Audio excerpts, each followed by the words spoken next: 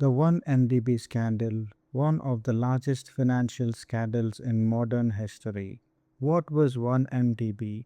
One Malaysia Development Berhad was established in 2009 by the Malaysian government under then Prime Minister Najib Razak, who also served as Finance Minister and Chairman of 1MDB's Board of Advisors.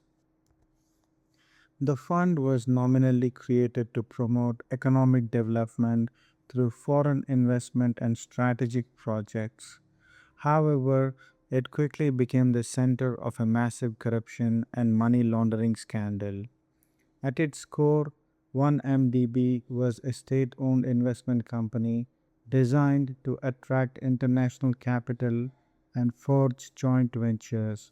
It raised funds largely through bond issuances, loans, and investor placements, but oversight was weak and accountability mechanisms were inadequate. How the fraud unfolded: rising debt and initial deals. Soon after its establishment, 1MDB entered a joint venture with Petro-Saudi International, pledging $1 billion in 2009. Investigations later showed that much of these funds were diverted into offshore accounts controlled by intermediaries rather than being deployed for legitimate investment activities. Bond issuances and Goldman Sachs. Between 2012 and 2013, 1MDB raised money through three major bond offerings underwritten by Goldman Sachs, totaling about $6.5 billion. These were supposed to be investment funds for economic projects. Instead, investigators later concluded that more than $4.5 billion of these proceeds were misappropriated and laundered. Goldman Sachs collected nearly $600 million in underwriting fees for these deals, a hugely profitable engagement for the bank despite the misconduct that later emerged. Scale of the theft, figures, and patterns. The core allegation in the scandal is that at least $4.5 billion was embezzled from 1MDB over the period from roughly 2009 through 2014. Much of this was funneled through complex offshore transactions and shell companies. The U.S. Department of Justice (DOJ) labeled the 1MDB scandal as the largest kleptocracy case in the history of its asset recovery initiative. Evidence presented in court and in official reporting shows multiple streams of misappropriation. $1 billion tied to the Petro Saudi joint venture, $1.4 billion from one of Goldman Sachs' bond deals diverted into a Swiss offshore entity, $1.3 billion from another Goldman bond issue routed through a Singapore account. Beyond these quantifiable streams, it is widely accepted that hundreds of millions more, if not billions, were siphoned out through corrupt contracts, inflated fees, and outright theft. The role of key individuals. Najib Razak, as Malaysia's Prime Minister and Finance Minister during 1MDB's creation, Najib Razak was both the political architect of the fund and ultimately a central figure in criminal cases stemming from its downfall. He is accused and convicted of receiving hundreds of millions of dollars from 1MDB linked funds. According to official filings, nearly 2.67 billion Malaysian ringgits was traced into Najib's personal bank accounts. Najib long denied these allegations, claiming some transfers came from legitimate donations.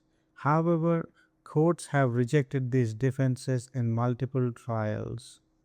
Joe Low, Thai Joe, a Malaysian financier with no formal position at 1MDB, is widely viewed by investigators as a linchpin in the fraud, the mastermind who coordinated the diversion of funds into a global network of assets and accounts. Lowe's lavish lifestyle became emblematic of the scandal. He allegedly used stolen money to purchase luxury real estate in New York and Los Angeles, high value artworks, a private jet, a $260 million yacht, and to bankroll luxury parties and high profile purchases. Lowe is still a fugitive, reportedly living overseas and beyond the reach of Malaysian and US law enforcement. Goldman Sachs bankers. Two Goldman Sachs bankers were central to the scandal. Tim Lesner, who pleaded guilty in the US to bribery charges in 2018 and cooperated with prosecutors, later received a sentence of 2 years in prison and forfeited $43.7 million for his role in facilitating the fraud. Roger Ng was convicted of corruption and money laundering and sentenced to 10 years in prison in 2023. Goldman Sachs itself agreed in 2020 to pay around $3.9 billion to resolve claims over its role in raising funds for 1MDB and facilitating corrupt payments. Malaysia's political fallout. The scandal rocked Malaysian politics. In 2018, Najib's ruling coalition, Barisan Nasional, was defeated in a historic election, notably the first time it lost power since Malaysia's independence. The opposition camp, led by Mahathir Mohamad and other leaders, made 1MDB a central campaign issue. Najib was subsequently charged in multiple criminal trials related to both 1MDB and an SRC International case, a subsidiary of 1MDB. He was first convicted and jailed in 2022 and later received additional sentences tied to 1MDB cases, including a 15-year prison sentence and massive fines in late 2025. His wife, Rosma Mansour, was also convicted in a separate corruption case and sentenced to 10 years, although she has been out on bail pending appeal. Asset recovery efforts. Overall recoveries. Malaysia and its international partners have engaged in extensive asset recovery operations with the aim of returning ill gotten gains from 1MDB. Malaysian authorities have repatriated over $1.4 billion in assets through cooperation, including luxury real estate, vehicles, and art holdings. Civil forfeiture and settlements with global banks have returned billions of ringgit to Malaysia's assets recovery accounts. Estimates from asset recovery reporting suggest around 30 to 31 billion of Malaysian ringgits, roughly 7 billion US dollars in assets linked to the scandal had been reclaimed by late 2025, representing a substantial portion of the estimated losses, though not yet fully compensating the total estimated diversion. Settlements and financial institutions. Significant settlements have included Goldman Sachs, approximately between 2.9 to 3.9 billion dollars. JP Morgan Chase agreed to pay around $330 million in 2025 to settle claims relating to its role in handling suspicious 1MDB transactions. Various banks have been sued or fined for anti money laundering failures, linked to 1MDB transactions. These settlements do not constitute admissions of guilt by the banks but are civil resolutions that contribute to Malaysia's recovery efforts. Broader legal and regulatory actions, convictions, and sentences. The scandal has led to a mix of criminal sanctions globally. Multiple Malaysian trials resulted in convictions of key figures including Najib and Rosma. Former Goldman Sachs bankers faced criminal charges in the United States. Justice systems in Singapore, Switzerland, the United States, and Malaysia have all been involved in related prosecutions, fines, or civil actions. Ongoing challenges. Even with significant asset recovery, the Malaysian government has highlighted that recoveries alone cannot satisfy all of 1MDB's outstanding liabilities.